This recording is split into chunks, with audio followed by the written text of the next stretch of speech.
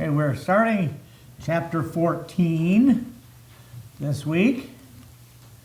And, again, according to the side thing in my Bible, and, whatever, if they have the side thing, the margin things, the date, okay?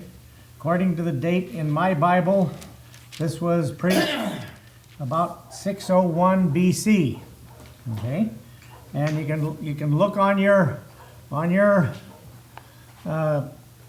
charts there, and you find 605 BC. That's the Battle of Carchemish, and when Nebuchadnezzar started doing his thing, conquering the world.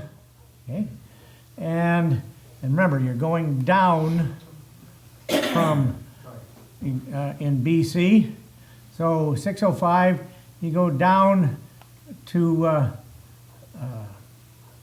middle of Jeremiah. Find sort of get a rough guess of where 601 BC is down there, and it's during the reign of Jehoiakim. Jehoiakim, okay, and actually Jehoiakim is the king that was mentioned back in verse 18 of chapter 13. Okay, verse 18 of chapter 13, saying to the king and to the queen. Okay, so that's during his reign. Okay, now about this time also, most of what Josiah, the good king Josiah, had done, he repaired the temple. He found a book. They found a book of God's word in the temple, and and Jehoiakim, between Jehoahaz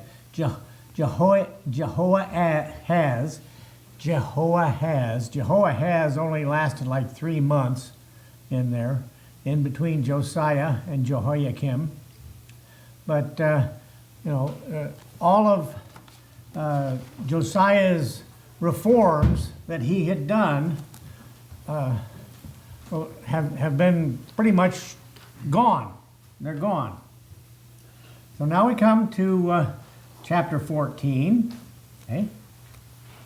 And the word of the Lord that came to Jeremiah concerning the dearth, okay? Apparently at this time there was a major drought in Israel. Drought and famine, they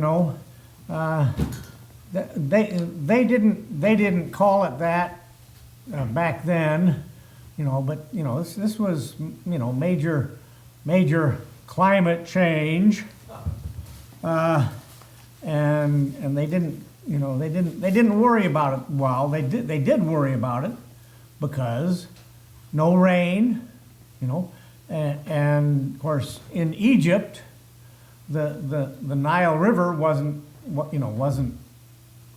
probably having problems with the Nile River over there, but here in Israel, no rain for a while, so we've got a drought, or the dearth as it's called, and nobody's got water.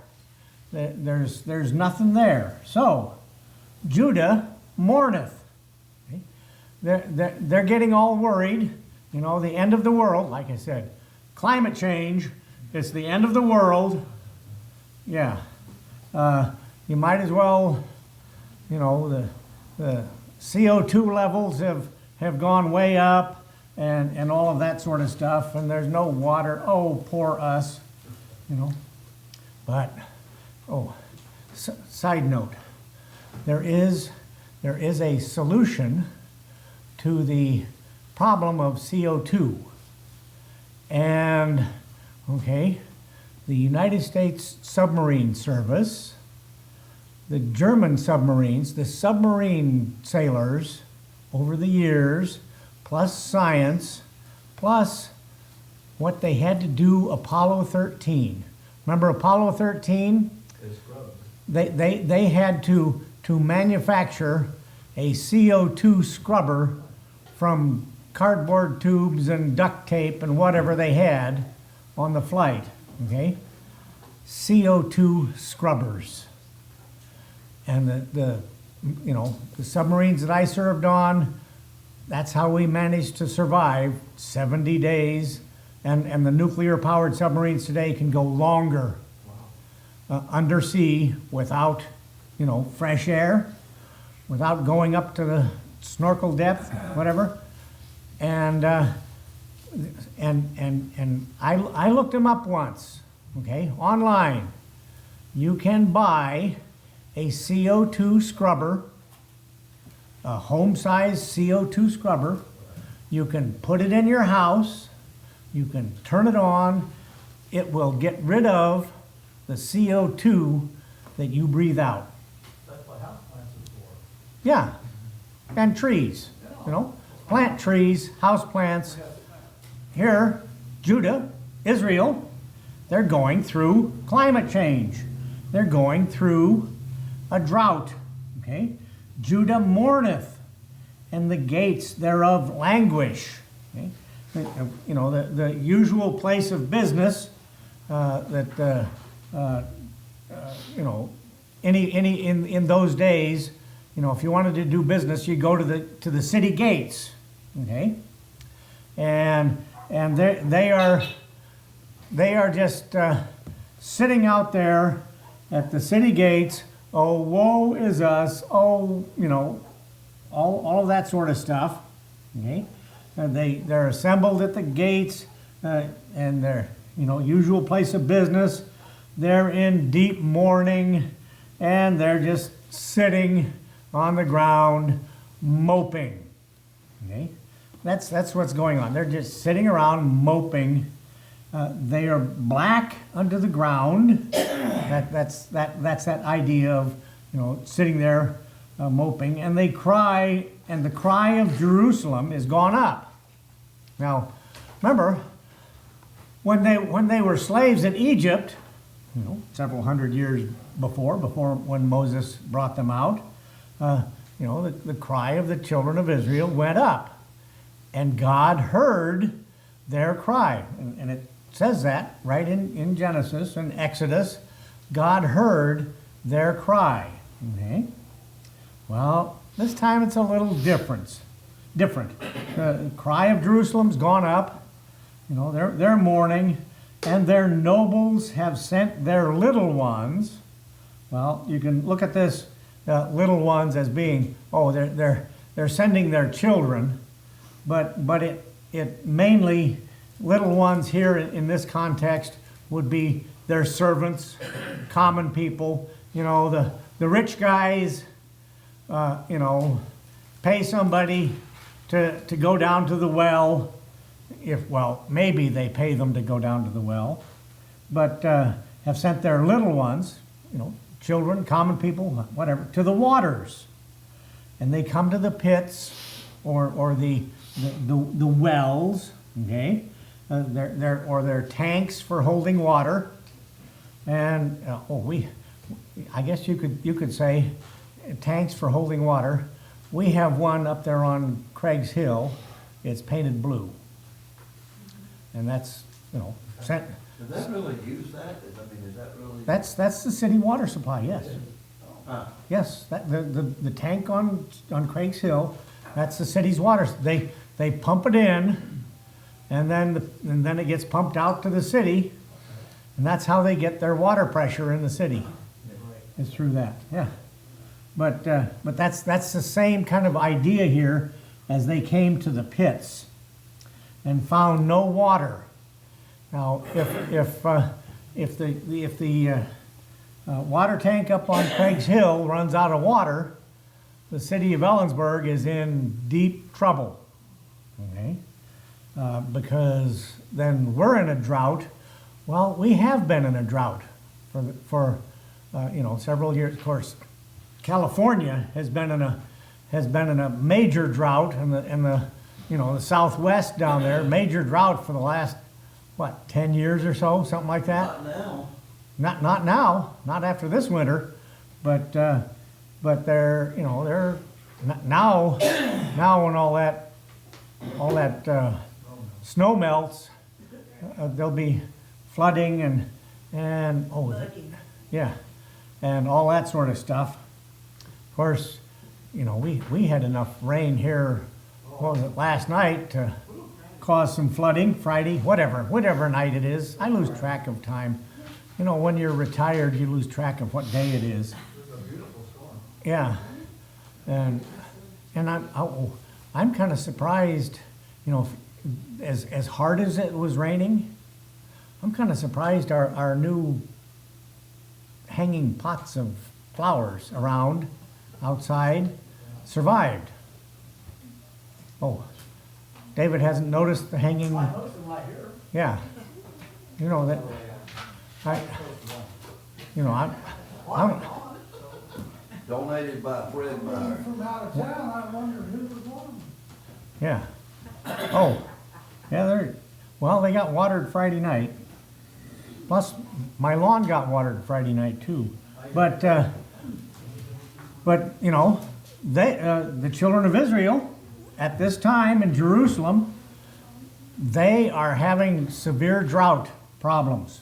Okay, they are ashamed and confounded. They're what's going on? They're confused. Why is this happening to us? Oh, woe is us! And covered their heads. Not, you know, they cover their heads like they are going into mourning for a lost loved one. Okay, yeah, and you know you can say that, yeah, they're because you know that's their life right there. Water is their life. Water is our life, and if we have, you know, drought, and you know you go down to Costco most days, and you will see people wheeling out 10 cases of water. yeah cases and cases of water.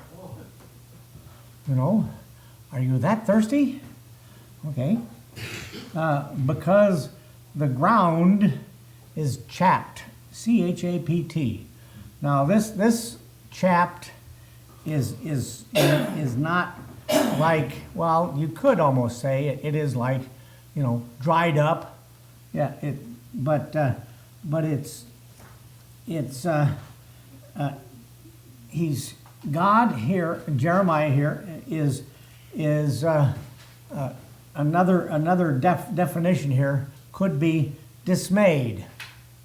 He's putting a metaphorical term, you know, for the people who till the ground, the farmers out there, you know. But you know, I like the word here, chapped. Okay, like it's like your chapped lips, you're dry and cracked. Okay, that's what this word sounds like to me. Okay, but again, you know, it's an idea of parched. Yeah, the ground is parched, but he's using it for a metaphor for the people, for the farmers, for there was no rain in the earth.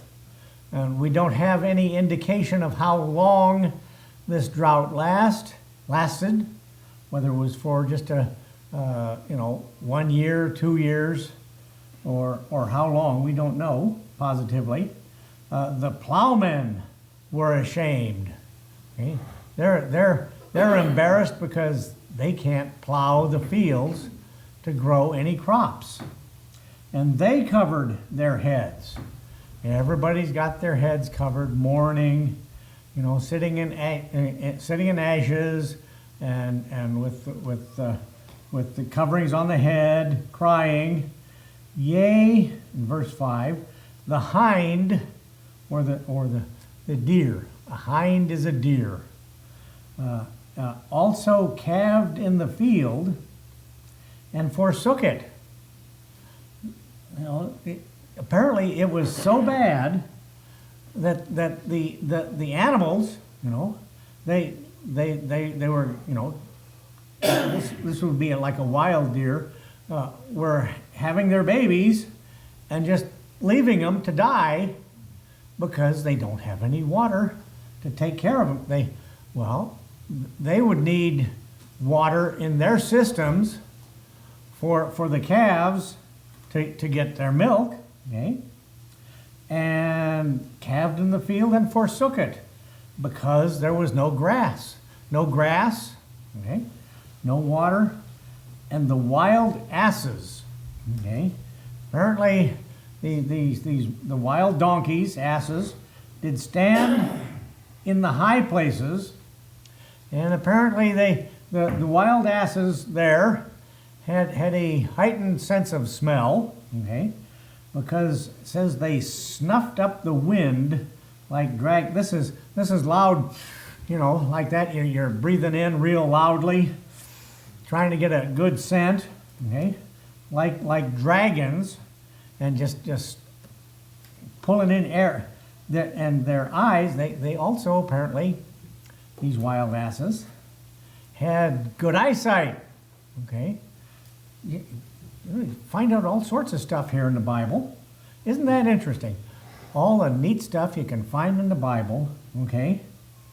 Wild donkeys out there snuffing up the wind, smelling for the water, and because they, heightened sense of smell, and they had apparently a heightened sense of sight, because their eyes did fail. They couldn't smell it, they couldn't see it, okay, because there was no grass. Nothing is growing, okay? But now the people, I think since that's a paragraph right there, verse 7 starts another paragraph, so we'll but the idea is, like the children of Israel coming out of Egypt, when God heard their cry because of their taskmasters, okay, now they're going to be crying because of the drought, and they're going to expect God to do something about it. But the way things are going in Jeremiah, okay, that ain't gonna happen. That ain't gonna happen. Yeah. So we'll find out what will happen next week. Cliffhanger.